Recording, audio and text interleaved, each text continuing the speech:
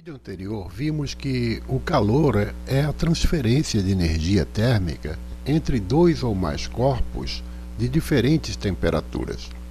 Dois corpos em um mesmo ambiente não estão em equilíbrio térmico, um deles vai estar recebendo calor e o outro cedendo calor.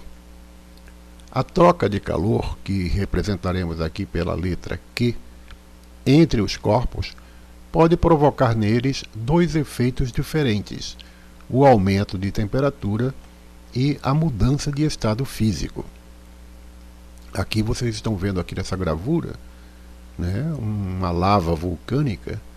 Ela evidentemente o efeito do calor aqui foi a mudança do estado físico, né? Chega a derreter as rochas. Enquanto que aqui nos refrigerantes não, né? A variação de temperatura aqui ocorre sem mudar o estado físico, né, dos líquidos que estão lá dentro. Tá? Então a gente vai falar sobre calor sensível e calor latente. A quantidade de calor recebida ou cedida por um corpo, que faz com que este altere a sua temperatura, sem, no entanto, mudar o seu estado físico, é chamado de calor sensível. Agora, a quantidade de calor fornecida ou retirada de um corpo para que ele mude de estado, sem que ocorra mudança de temperatura, é chamado de calor latente. Isso vai ser assunto da nossa aula da próxima semana. Tá? Nesta semana a gente vai estudar apenas o calor sensível. Esse tipo de calor latente, né, onde o corpo muda de fase, ou seja, muda de estado físico, é muito característico na água, né? A gente consegue, assim, por mudanças na temperatura, no fornecimento ou retirada de calor, a gente fazer com que a água mude de seu estado físico, né? Por exemplo, durante o processo de fusão, do derretimento, né, o gelo puro não apresenta variação de temperatura enquanto ele estiver derretendo. Isso a gente vai ver mais assim na aula da semana que vem. Então, para resumir aqui, o calor sensível, o corpo muda de temperatura, e no calor latente, o corpo muda de fase, né, muda de estado físico. O calor sensível, né, para a gente ver assim mais detalhes, suponha que uma porção de água seja submetida a uma fonte de calor, tá aqui na foto, né, e que a energia térmica que o líquido recebe, né, haja exclusivamente sobre sua temperatura, elevando-a gradativamente, mas sem chegar ao ponto de ebulição. Então vamos imaginar aqui que a gente colocou, né, esse recipiente contendo um líquido, né, uma água, e digamos que ela esteja, a 25 graus. E começamos então a fornecer calor através da chama do fogão, e ela vai se elevando, a temperatura vai se elevando, digamos, até 70 graus. Então, nesse caso, a energia recebida pela água provoca a variação de sua temperatura inicial, não é? Ela estava a 25 e foi variando até chegar a 70. Mas não mudou o seu estado físico, né? Ela continua sendo água, né? Água líquida, né? Então, assim, a gente vai estudar agora duas grandezas que estão relacionadas ao calor sensível. Ou seja, são duas grandezas que têm a ver apenas com a variação de temperatura e não com mudança de estado. Isso fica para a aula da próxima semana, tá? Que é o calor específico e a capacidade térmica. Bom, o calor específico a gente vai se concentrar mais nele. Cada substância se comporta de maneira distinta em relação à transferência de calor. Tá? É fácil a gente perceber isso, né? Por exemplo, na areia da praia se aquece muito mais facilmente do que a água do mar, né? Ambos estão recebendo o calor do sol, mas é perceptível, né, que a areia, né, vai ficar assim bem mais quente, né? Então, por isso é melhor caminhar sobre a areia molhada quando a gente vai à praia. Todo mundo sabe disso, né? Então, a grandeza física associada a esse comportamento, né, da temperatura de determinada substância, em função do calor que ela troca por unidade de massa, é chamada de calor específico, sensível ou simplesmente calor específico. E a gente vai representar pela letra C minúscula. Tá? Então, cada cada substância ela vai ter o seu calor específico, né? Então a substância areia, né, vai ter evidentemente um calor específico diferente da substância água. O calor específico ele relaciona a quantidade de calor necessária, né, essa é a definição do calor específico. A quantidade de calor necessária para alterar a temperatura de 1 grama de uma substância, tá? Isso é a definição, né? 1 grama de uma substância, que é a unidade de massa, né, em 1 grau Celsius. E o seu valor é expresso em caloria, tá? A gente chama de caloria. Então, o que é caloria, né?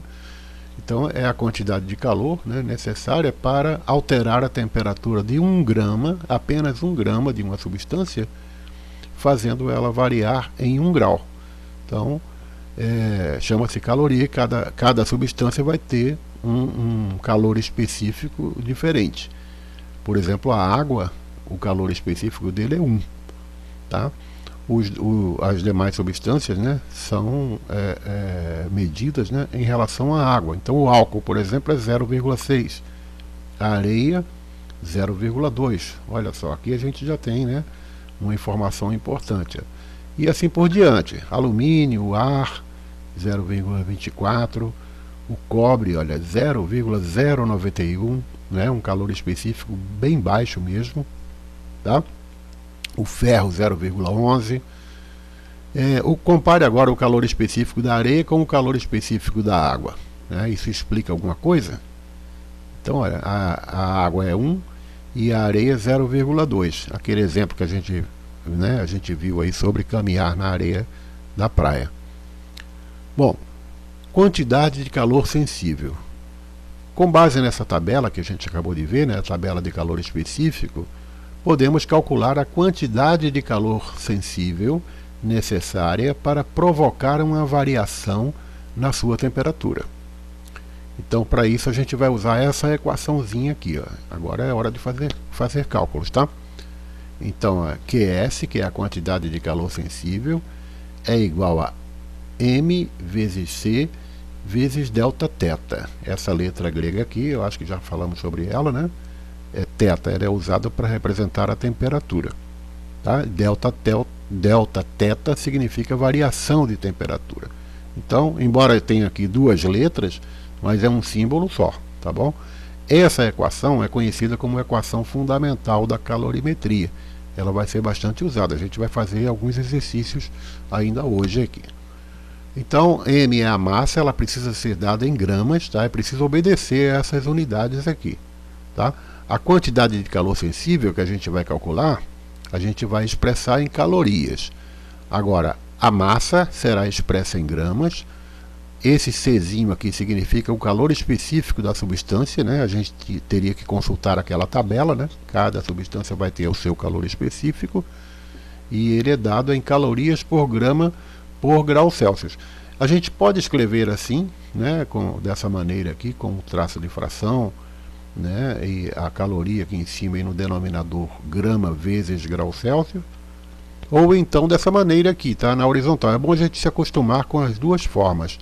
Tá? Geralmente no computador a gente não consegue facilmente escrever dessa forma, a gente prefere usar aqui na horizontal. E o delta θ, como eu falei, né, é a variação de temperatura, né? Variação significa a temperatura final menos a temperatura inicial. Ela é dada, evidentemente, né, dada em graus Celsius. Poderia ser em Kelvin também, ou grau Fahrenheit, mas a gente vai usar sempre em graus Celsius. Nessa fórmula, ela só funciona se for em graus Celsius, tá bem? Bom, vamos ver um exemplo, né? Atenção, esse exemplo não está no livro de vocês, tá? Então eu acho bom copiar. Se você achar necessário, você faz uma pausa aí para copiar no seu caderno. Então, o exemplo 1. Calcule a quantidade de calor necessária para aquecer 200 gramas de água de 10 graus Celsius para 70 graus Celsius. Dado o calor específico da água é 1 caloria por grama grau Celsius, como a gente viu na tabela lá, né? Então, 1 caloria por grama grau Celsius. Então, veja, ele está pedindo para a gente calcular qual a quantidade de calor necessária que a gente tem que fornecer, né, para aquecer 200 gramas de água e fazer com que a temperatura dela varie de 10 graus, né? Imaginemos que essa água está a 10 graus Celsius e a gente quer que ela chegue a 70 graus Celsius. Tá? Então, para isso, a gente vai usar a equação fundamental da calorimetria, tá? Que é essa equação aqui que eu anotei. Então, primeiro, a quantidade de calor, nós não sabemos, né? É isso que ele está perguntando. Qual é a massa? O M, né? Qual é a massa? O problema está dizendo aqui, a massa é 200 gramas de água. Tá. E Czinho significa, esse C minúsculo aqui, né? Significa o calor específico. Qual é o calor específico? Foi dado aqui, olha.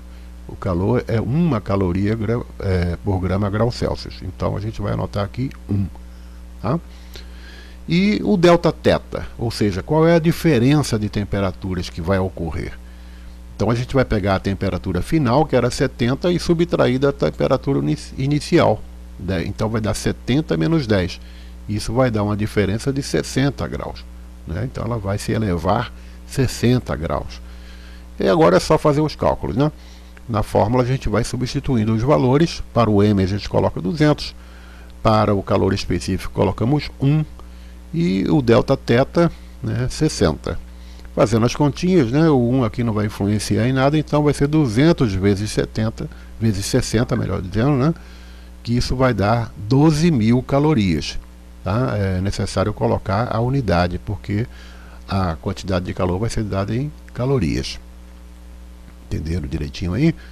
Qualquer coisa, faz uma pausa. Eu sugiro que você faça a pausa, copie e tente fazer sozinho, sem olhar a resposta. Tá? Vamos ver mais um exemplo aqui. Uma barra de ferro de 500 gramas variou sua temperatura de 20 graus Celsius para 120 graus Celsius. Então, olha, já estamos vendo aqui, a massa é 500 gramas. A variação foi de 20 para 120. Né? Agora, ele está dizendo que ela recebeu 5.500 calorias. Tá? Então, determine o calor específico do ferro. Atenção que a pergunta é diferente da anterior. Né? Na outra, ela pedia qual era a quantidade de calor necessária. Agora ele está pedindo para determinar o calor específico do ferro. Suponhamos que a gente não tem aquela tabela, né, para consultar. Então, a gente vai usar a mesma fórmula, a equação fundamental, né, essa daqui. Tem gente que lembra dela assim como Q macete, né, porque às vezes no lugar de delta teta se usa a letra T para a temperatura. Né? Aí tem gente que usa essa expressão Q macete para lembrar da fórmula. Mas eu acho que vocês não precisam disso não. Vocês não precisam de macetes para lembrar de fórmula não. Né? Então vamos lá. A quantidade de calor é 5.500 calorias. Ele disse isso aqui no texto. A massa é 500 gramas. O calor específico é isso que ele está perguntando. Né? Então não sabemos. Colocamos aqui uma interrogação. E a variação de temperatura, delta teta, é 120 menos 20. Temperatura final menos temperatura inicial. Isso dá uma diferença de 100, né? 100 graus Celsius. Agora é só substituir na fórmula. Agora vejam bem, no lugar do QS a gente vai colocar 5.500, já que ele já deu essa informação. Né? No lugar do M, que é a massa, a gente vai colocar o valor 500. No C, evidentemente não tem. A gente vai usar a letra C porque a gente não sabe. É isso que ele está perguntando, né? E o delta teta é de 100. Agora vamos fazer as continhas, né? Primeiro vamos isolar o C, né? A gente vai colocar ele do lado esquerdo da equação, né? E assim, observe que o 500 vezes 100, né, eles estão multiplicando, eles podem passar para o outro lado dividindo os 5.500. Então vai ficar 5.500 dividido por 500 vezes 100. Né? Eu poderia ter multiplicado logo, mas eu não multipliquei porque a gente vai aproveitar para cortar os zeros. Ó. Como aqui tem 2 zeros, né, e aqui também tem 2 zeros, a gente pode eliminar. Isso vai ficar, então, 55 dividido por 500. Se você fizer essa continha aí, você vai ver que vai dar 0,11. Né? O calor específico do ferro é 0,11. E de fato é. Né? Se você olhar naquela tabelinha, você vai ver que realmente dá 0,11. Tá? Então vejo que a aula de hoje foi bem curtinha. Né? Tem poucos cálculos aí para serem feitos, mas é importante que você treine bem isso. Então eu peço para você fazer agora, né? Faça os exercícios 1 e 2, que estão na página 31 aí do livro, tá? E como tarefa mínima, aquela que você vai ter que enviar pelo AVA, eu peço que você faça essas atividades aqui. Eu coloquei 5 aqui, mas está errado, tá? Não é 5 não, são 4. Né? São apenas 4 exercícios, que são as atividades, veja bem, atividades números 1, número 4, número 6 e número 7. Não façam as outras não, tá?